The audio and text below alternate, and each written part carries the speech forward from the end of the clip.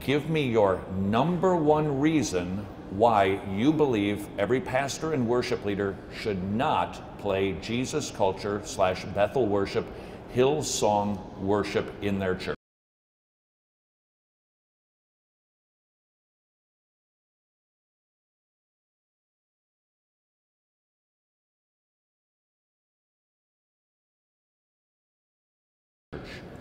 Yes, Todd, because this music comes from two false churches.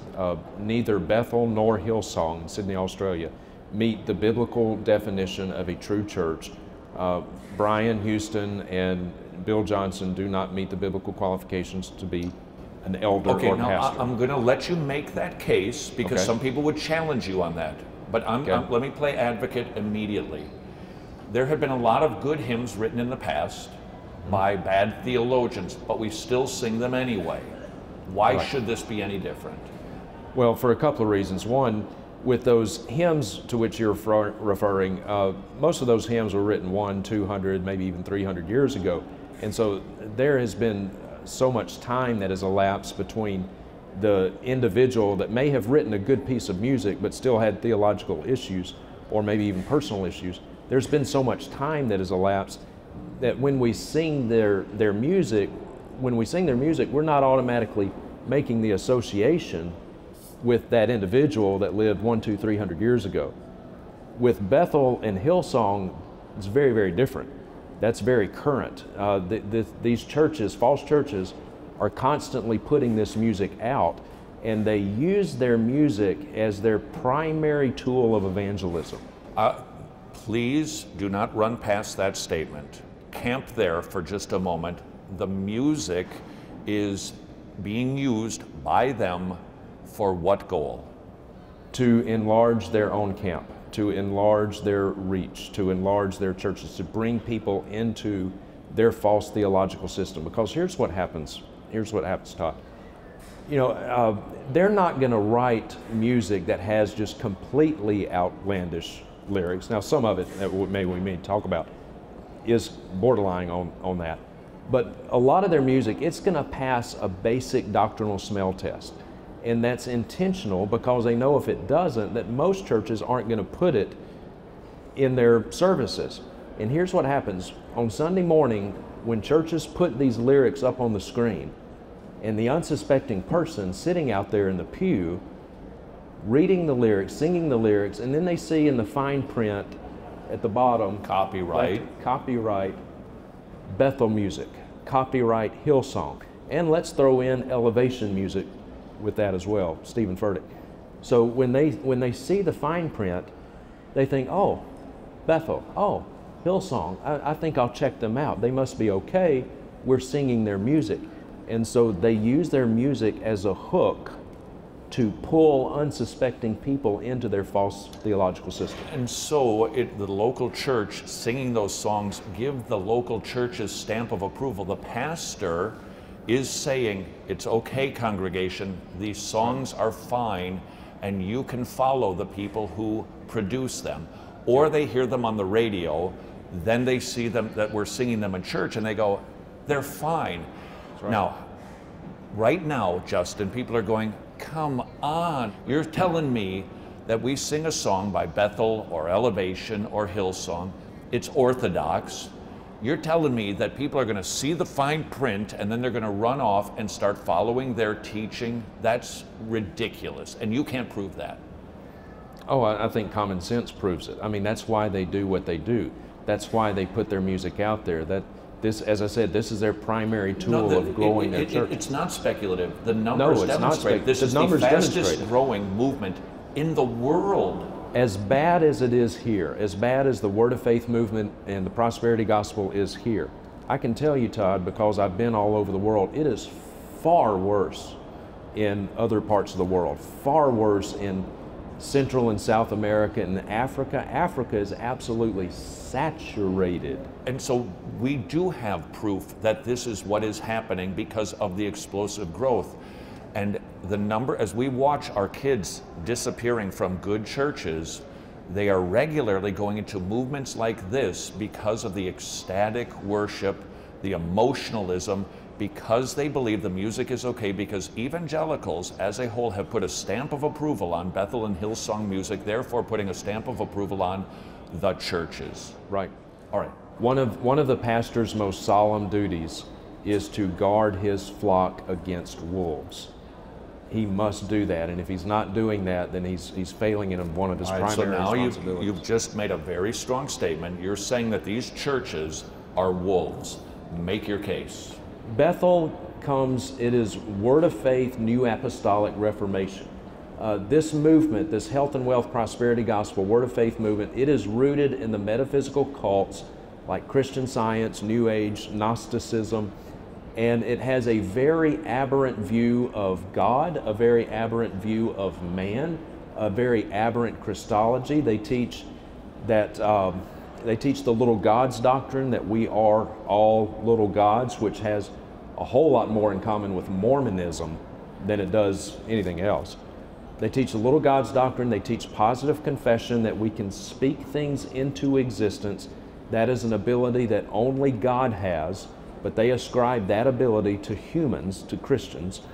They have a very aberrant view of Christ, his person and his work. They believe that Jesus completely divested himself of his deity when he was on earth. Completely divested himself of his deity.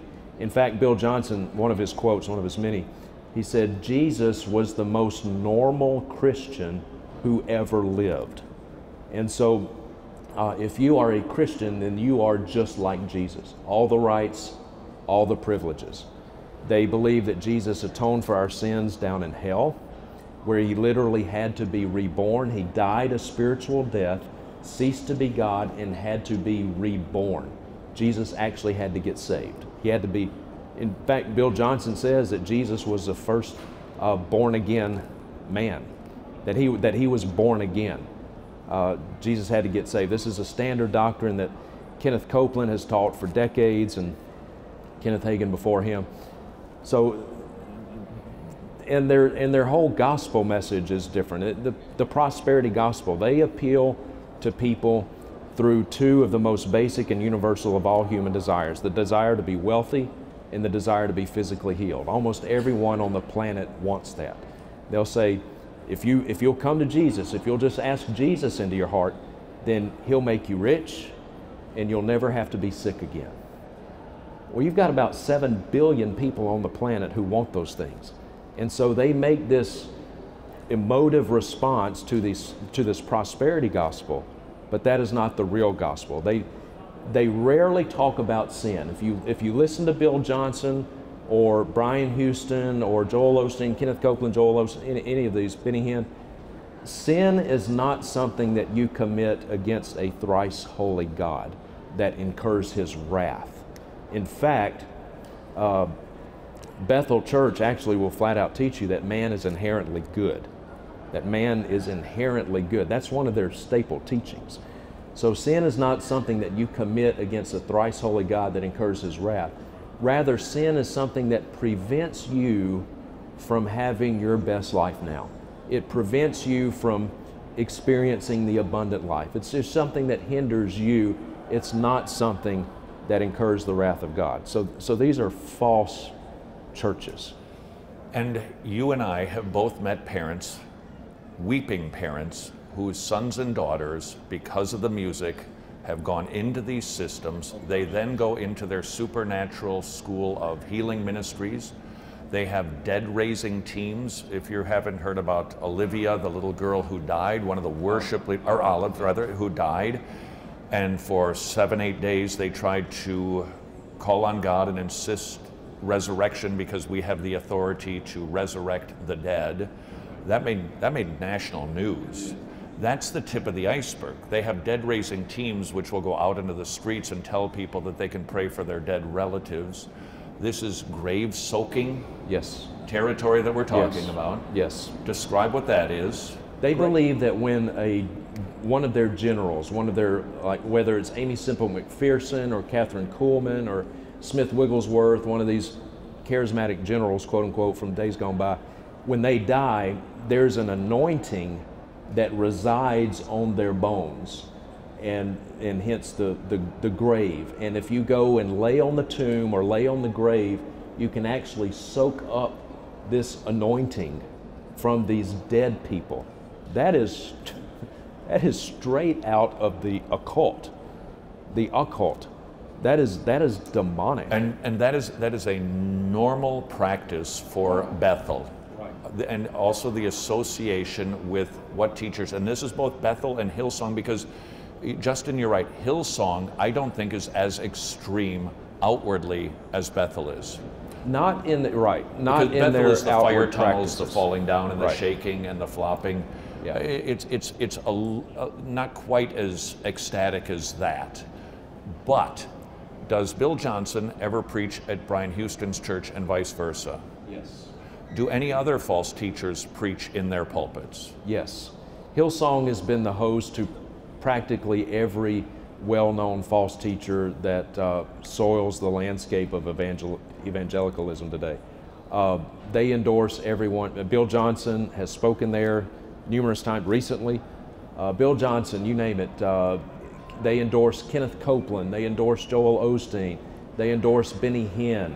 All of them. Hillsong does, yes, okay. Absolutely. Some of their music passes muster. Is there any music that is being produced by Hillsong or Bethel that is not passing muster? Yes. You got any examples for us? I might.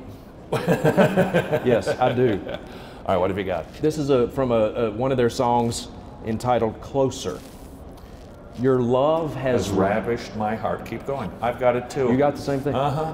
Your love has ravished my heart and taken me over, taken me over. All I want is to be with you forever, with you forever. Pull me a little closer. You do the rest because it gets too creepy for me. Okay. It is. It is creepy. Yeah. We're talking about Jesus. Yeah, we're talking about, this is supposed to be about Jesus. Pull me a little closer. Take me a little deeper. I want to know your heart. I want to know your heart because your love is so much sweeter than anything I've tasted. Whoa, whoa, how great your love is for me. Whoa, whoa, how great your love is for me. Here's one, Todd, from a song entitled We Dance. We Dance. You steady me, slow and sweet, we sway. Take the lead and I will follow. Finally ready now to close my eyes and just believe that you won't lead me where you don't go. When my faith gets tired, my hope seems lost, you spin me round and round and remind me of that song, the one you wrote for me, and we dance and we dance. You still my heart again, I breathe you in like I've never breathed till now, we dance, we dance. This is what you do. It's always like springtime with you, making all things new. Your light is breaking through the dark. Your love is sweeter than wine, bringing joy, bringing life. This is what you do. This is what you do. You make me come alive. It's like I'm living for the first time, finally for the first time. So, the old jokes about replace Jesus with your boyfriend.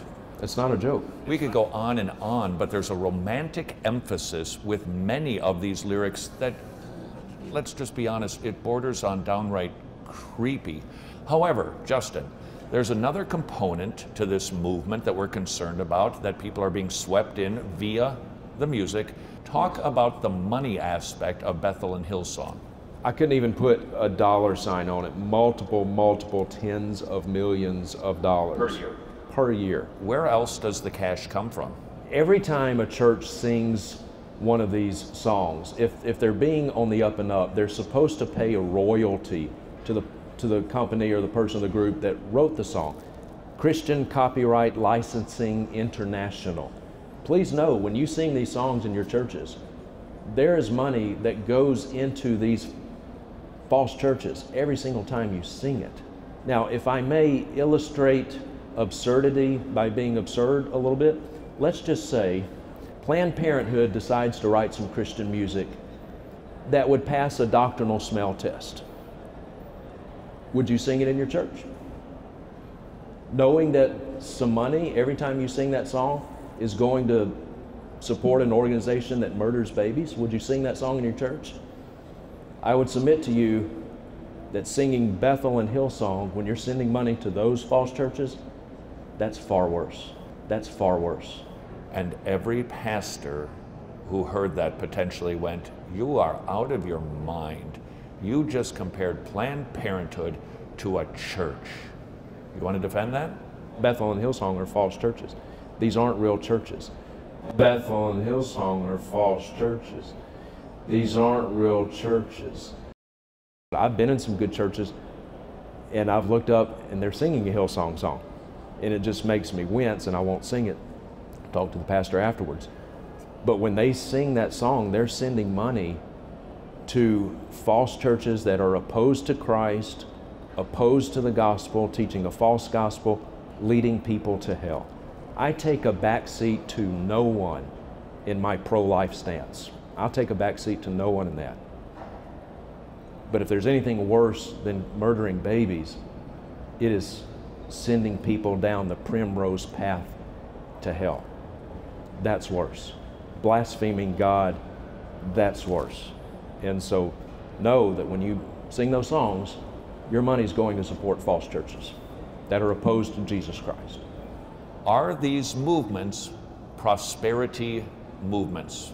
Yes, they are, Todd. They are. Now, a lot of people don't necessarily associate prosperity gospel with Bethel or Hillsong. Well, Brian Houston, the pastor at Hillsong, has written a book entitled, quote, you can't make this up, "You Need More Money." That literally, was the name of one of his books. And I wouldn't disagree with that.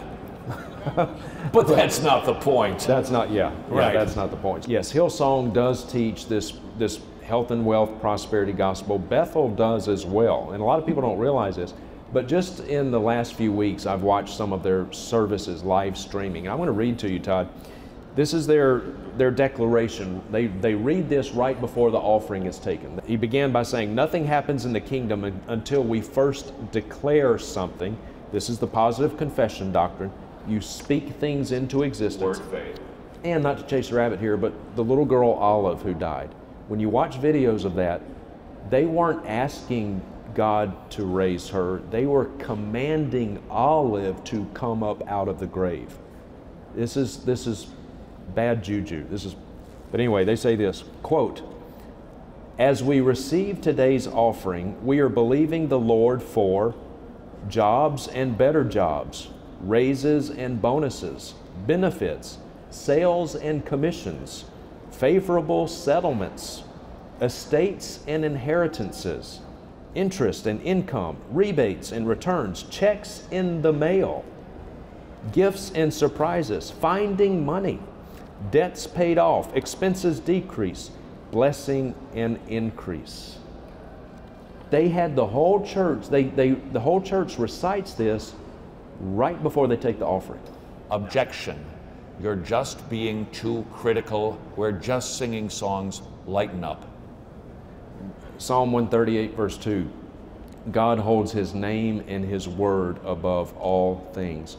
Worship is very, very serious business. It is not something to take lightly. It's not something to trifle with. God holds His name and His word above all things. He must be worshiped in spirit and in truth. John chapter 4. And dear friends, when we worship, and that term is, everybody thinks of music when we think of worship. Preaching is worship. But when we worship, when we do the musical aspect of worship, we have an audience of one. We have got one person that we've got to please, and that is God.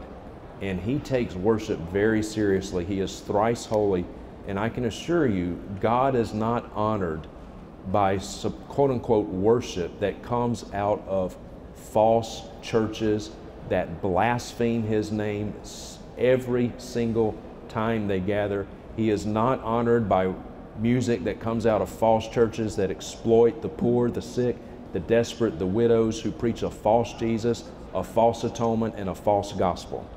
God is not honored when we sing music that comes out of that. All right. Justin, in closing, please speak to a pastor, to the worship leader who has a similar responsibility to protect the flock. Please do your best to encourage them to consider the responsibility and the accountability to the Lord that they have to be guarding the sheep from wolves. Yes. And I understand that a lot of pastors probably don't understand all the ins and outs of Bethel and Hillsong. But as a pastor, brother, one of your most solemn duties is to protect your flock from the wolves. There are wolves, and how do wolves dress? In sheep's clothing. Satan disguises himself as an angel of light. We must teach sound doctrine and refute those who contradict. We've got to protect the sheep from the wolves that are prowling about and want to devour them. And Bethel and Hillsong, these are false churches, and they are dens of wolves, and they are out there trying to prey upon your sheep. So guard your sheep. Love them enough to guard them. And the most loving thing we can do for someone is to tell them the truth. That is the most loving thing to do. The most hateful thing we could do to someone is to know the truth but not tell them. If you really want to hate somebody, do that. If you want to show love, love them enough to tell them the truth. Love them enough to protect them from those wolves that would devour them.